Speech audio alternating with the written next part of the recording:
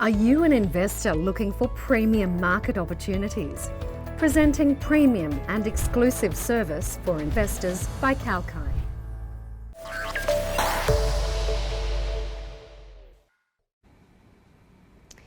Hello and good morning, a very warm welcome. I'm Holly Shields and thanks for joining me on Kalkine TV for the ASX buzzing stocks for the day. Australian shares opened Wednesday down 0.7% after Wall Street saw another sell-off in the overnight trades.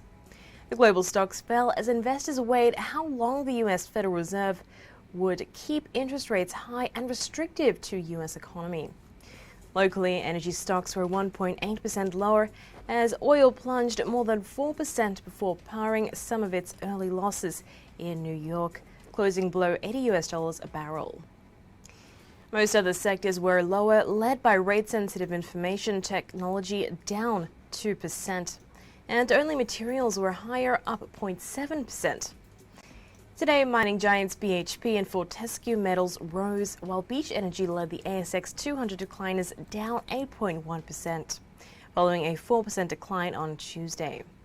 Meanwhile, Earlypay has fallen 12% after advising that a material client, RevRoof, and its related entity has called in the administrators. Moving on to some of the latest business news for the day. Oil and gas exploration and production giant Santos today announced a simplified capital management framework targeting higher shareholder returns and including a minimum annual return of at least 40% of free cash flow. Santos said that its strategy is to maintain a disciplined, low-cost operating model that is designed to deliver strong cash flows through the commodity price cycle. The revised capital management framework announced today seeks to maintain an appropriate capital structure that enables Santos to balance the allocation of capital between investment in the business to develop the backfill projects, decarbonisation projects, the development of strategic growth and clean fuels projects, and the provision of sustainable returns to shareholders based on the generation of free cash flow.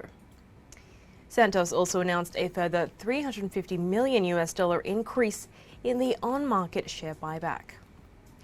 This amount is in addition to the $350 million announced in August this year, which is approximately 98% complete and brings the total on-market share buyback amount announced for the 2022 year to $700 million.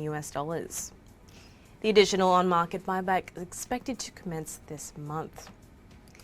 And moving on, Australian Transaction Reports and Analysis Centre will today commence civil penalty proceedings in the federal courts against gambling and entertainment company SkyCity Adelaide for alleged serious and systemic non-compliance with Australia's anti-money laundering and counter-terrorism financing laws. The civil penalty proceedings come after an enforcement investigation into SkyCity, about which the company was notified in June of 2021. The investigation was a result of an industry-wide compliance campaign conducted by the Financial Intelligence Agency that began in September of 2019. Investigations into SkyCity have found systemic failures in its approach to anti-money laundering and counter-terrorism financing obligations.